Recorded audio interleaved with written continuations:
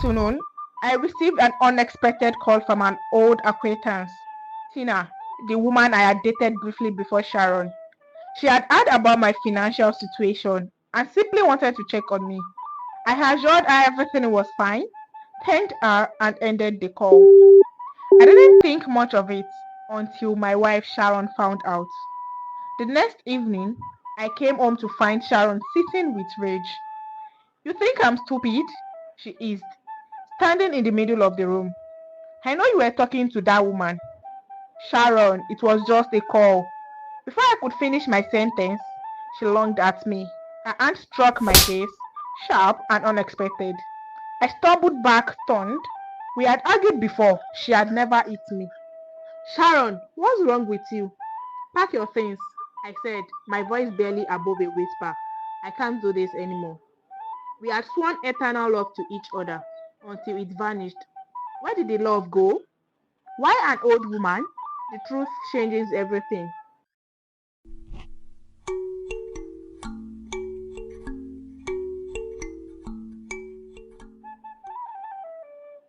The dreamer in the city. Hey, I'm Shola, and buckle up, because what you're about to hear is the kind of story that makes you laugh, shake your head, and maybe question all your life choices. Don't worry, I've already questioned mine for both of us. The first time I stepped into Moe, I felt like a king. The streets buzzed with life, market traders shouting their prices, motorcycles weaving through traffic, and the hum of opportunity thick in the air. I had left my quiet hometown of Ogiji behind, determined to make something of myself. Lagos was too fast-paced, too overwhelming for someone like me, so I settled for Mue, a place that offered the city's energy without its suffocating chaos. I wasn't just another guy trying to survive. I was Shola, the man with big dreams and even bigger confidence. I had always believed that if you looked successful, the rest would follow. So I carried myself like a man who had already made it. Sharp clothes, cologne that turned heads, and the king of swagger that made people pay attention.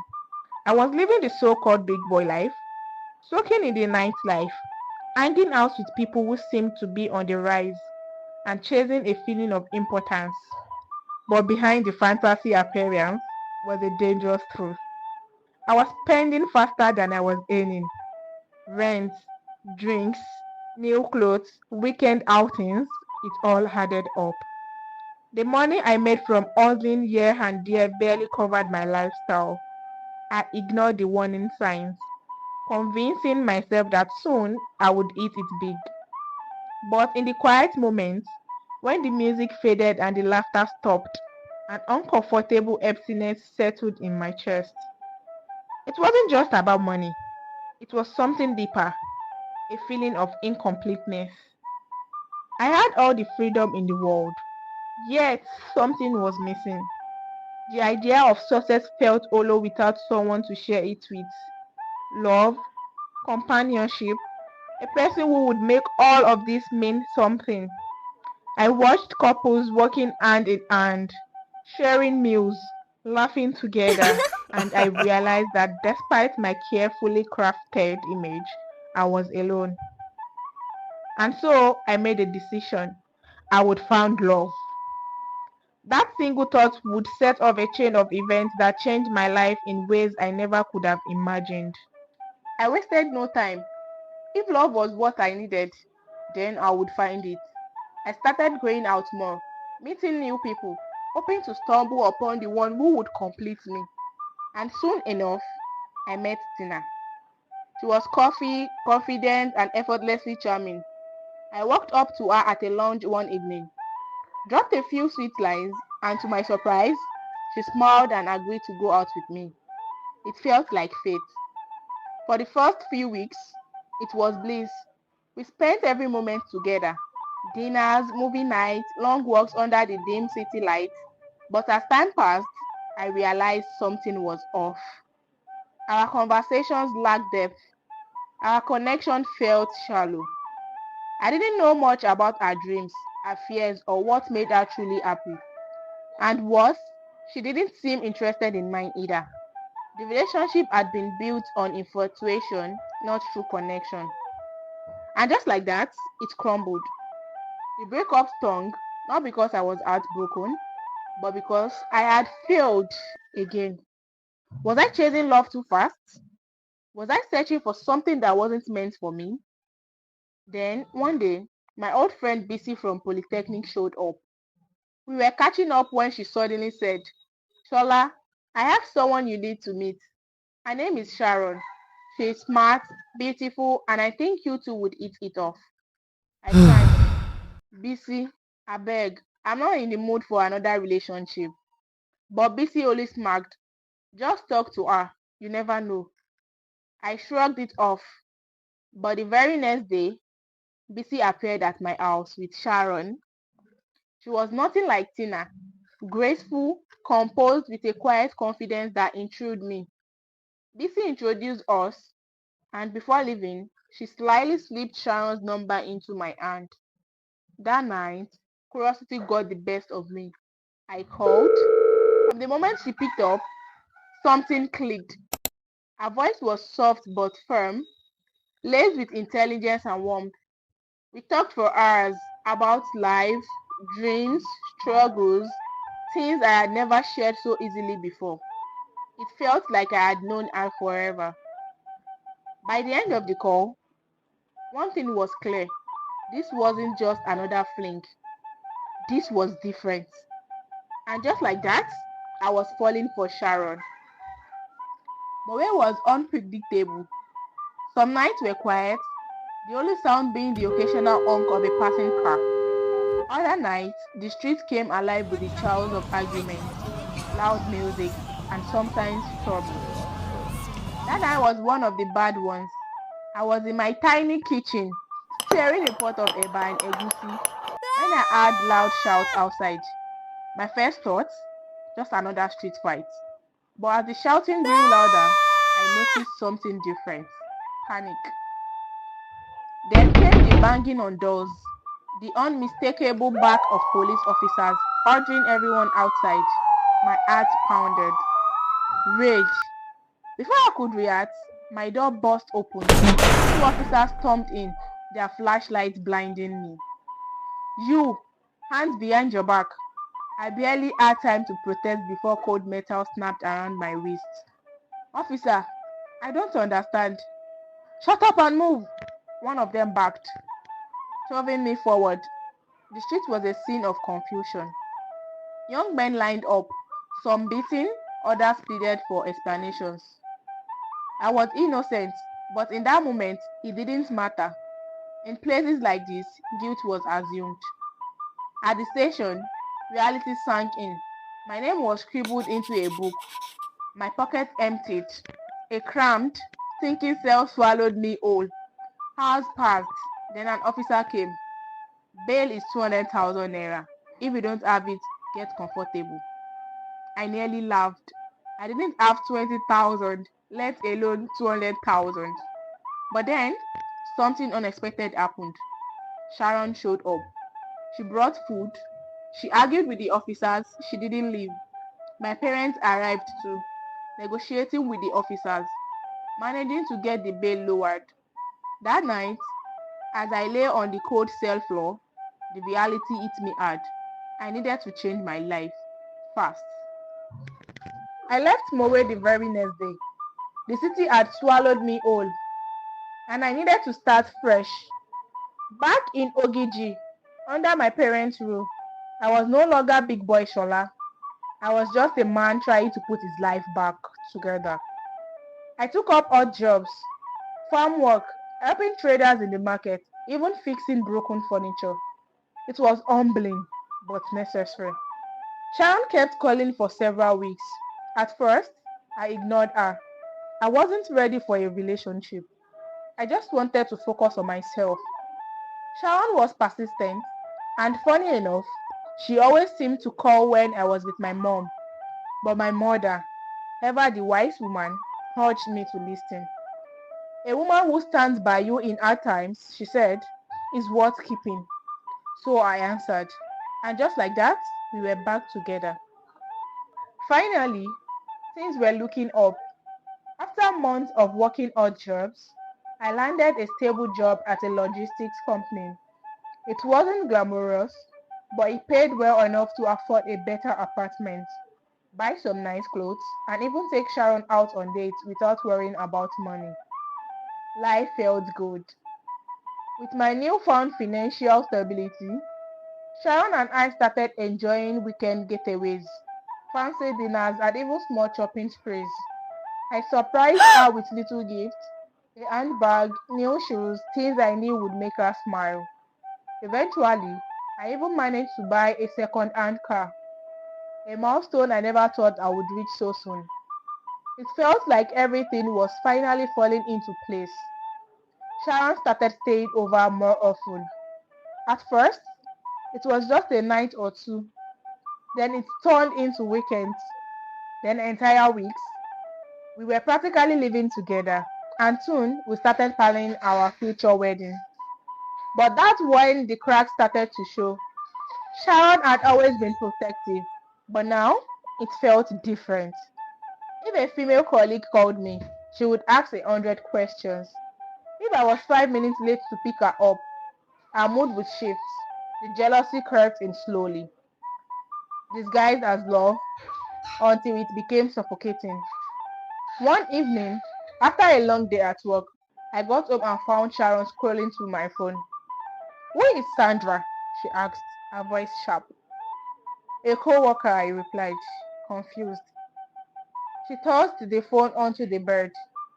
"I don't like her," I signed. "Sharon, I barely talk to her. She's just a colleague." She said nothing, just folded her arms. It wasn't the first time, and I knew it wouldn't be the last. Then, just as things were getting tense, Sharon told me she was pregnant. I was shocked and then overjoyed. Despite the issues, despite the tension, I wanted to be a good husband and a father. I promised myself that no matter what, I would give my child the stable home I never had. But deep down, I wondered, was love enough to hold everything together? The wedding was magical, a day of joy, laughter, and promises. We stood before family and friends, exchanging vows, our hands clasped together, believing that love alone would see us through. For a while, it did. Sharon and I settled into married life, preparing for the arrival of our baby. I worked hard to keep things stable, but just months after our son was born, reality hit hard. My company stopped paying salaries. At first, I tried to stay hopeful. Maybe next month, I told myself. But months passed and the payments never came. Bills piled up, savings drained, stress crept in. With no income, I had to make difficult choices. First, I sold my car, the very first thing that once symbolized my success. Then my phone, replacing it with a cheaper model. Each sale felt like I was peeling away a piece of my dignity. But I had no choice. My son needed food. My wife needed stability. But Sharon, she was changing. At first, she tried to be supportive. But as the struggles deepened, so did her resentment. "Look at you," she said one evening. Arms crossed, eyes cold. "You used to be a man who could provide. Now, you are just struggling." Her words stung, but I bit my tongue. I told myself it was just frustration, that she was just scared like I was. But it got worse. Whenever we had guests, she would mock me in front of them. "Ah, my husband, Mr. Big Boy. See him now, selling his things just to survive. Who would have thought?" She would laugh, but the look in her eyes was sharp, cutting me down piece by piece. Our home became a war zone. Every conversation turned into an argument. Every silence was heavy with unspoken resentment. We slept in the same bed, but we were miles apart. One night, after a particular heated fight, I sat alone in the dark, my son asleep in the next room. I looked at myself. A man once full of dreams, now drowning in disappointment. I had fought so hard to build a future for us, but was I losing everything in the process? Sharon's jealousy had always been there, lurking beneath the surface. But after my financial struggles deepened, it morphed into something darker. It started with questions, innocent at first. Who is that texting you? Why did Sandra from work laugh at your joke? But soon, those questions became accusations. I know you are seeing someone else. You don't love me anymore. Do you?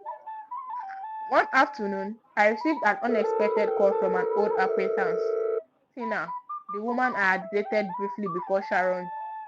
She had heard about my financial situation and simply wanted to check on me. I assured her everything was fine, thanked her and ended the call. I didn't think much of it until Sharon found out. The next evening, I came home to find Sharon sitting with rage. You think I'm stupid? She hissed, standing in the middle of the room. I know you were talking to that woman. Sharon, it was just a call. Before I could finish my sentence, she lunged at me. Her hand struck my face, sharp and unexpected. I stumbled back, stunned. We had argued before, but she had never hit me. Sharon, what's wrong with you? You are making a fool of me. Shola, she screamed, her chest heaving. You promised we would build a future together. But look at us now, struggling, suffering. You are a disappointment. Our words cut deeper than any slap ever could. My hands trembled. My heart pounded. I had fought so hard for this marriage. But this was my breaking point. Pack your things, I said, my voice barely above a whisper. I can't do this anymore. Sharon's eye widened as if she hadn't expected me to stand my ground. You are throwing me out? After everything I've done for you? I turned away. I think we are destroying each other. Before she could argue further, a knock sounded at the door. Our mother. She had somehow heard about our fight and had come to intervene. She pleaded with me, tears in her eyes. Shola, please. Sharon is just frustrated. She's not herself. Don't end your marriage over this. I closed my eyes. I had vowed to be a man who wouldn't give up on his family. Against my better judgment, I agreed to try again. But deep inside, I knew the truth. Some things can't be fixed. After months of struggle, I finally landed a stable position at a construction firm. It wasn't glamorous, but it paid regularly. And for the first time in a long while, I could breathe. Bills were being paid, food was on the table, my dignity was slowly returning. But Sharon hadn't changed. I thought the financial stress had been the root of our problems. That once money was no longer an issue, things would go back to how they used to be. I was wrong. She still belittled me at every chance. She still treated me like I was never enough. You are making money now, she said one night. But do you think I've forgotten how you let me suffer? You let me struggle. You let me fall. While my friends shined, I had nothing at all. No fancy clothes, no glam, no parties. Me, Sharon, the slay queen. She scoffed, arms crossed. No real man let his wife carry the household. I stared at her, something inside me snapping into place. This wasn't about money. This was about respect, about values. I had spent so much time chasing love, believing it could conquer anything. But love without respect is poison. That night, as I lay awake beside Sharon, I finally admitted the truth to myself. This marriage was over. I didn't know how or when, but I knew one thing. I had to find a way out. In the end, I made my choice. I left. Not out of anger, not out of bitterness, but because I finally understood what real success meant. It wasn't about how much money I had or whether I could provide luxury for my family. It was about peace, self-respect, and stability. Walking away from Sharon and the toxic cycle wasn't easy. I knew I would be judged. I knew people would whisper, "Look at him. He couldn't even keep his marriage together." But I also knew that staying in a place where I wasn't valued would destroy me. And I had more to live for. My son, he deserved to grow up in an environment filled with love, not resentment. He deserved to see his father as a man who stood up for himself, not one who tolerated constant humiliation. In the months that followed, as I pieced myself back together, as I focused on rebuilding myself, I occasionally heard whispers about Sharon. She had become a bed hopper, moving from one man to the next, whoever was willing to pay her price. Her social media was a highlight reel of luxury, glamorous pictures in high-end restaurants, weekend getaways, designer clothes. To the outside world, she was living the dream. But I knew better. It was all a fake, a carefully crafted illusion to hide the emptiness beneath. She had traded love for luxury, stability for fleeting pleasures. And yet, despite all the glitter, she was still searching, still chasing something that money or men could never truly give her.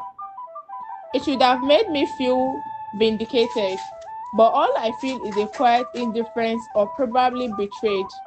She had made her choice, just as I am making mine. Still, the emptiness lingers. I had loved deeply, only to realize that love alone wasn't enough.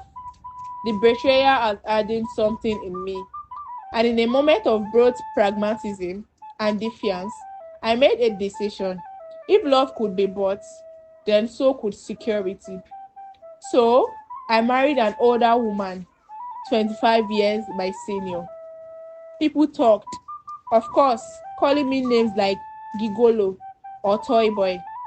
They say I had done it for money, for comfort, for stability, and maybe, in a way, they were right. She is kind, wealthy, and expects nothing more than companionship and loyalty, things I could easily provide. There was no illusion of romance, no fear of sudden betrayal, just mutual benefits, plain and simple. The truth is, she gives me peace. Yet, as time passes, I find that security alone didn't heal the wounds of the past. In the quiet moments, I still wrestle with the echoes of what once was. The sting of betrayal, the lesson learned too late. But if there was one thing I had come to understand, it was this. Life doesn't wait for you to mourn the past. You either adapt or you break. What would you do in my shoes?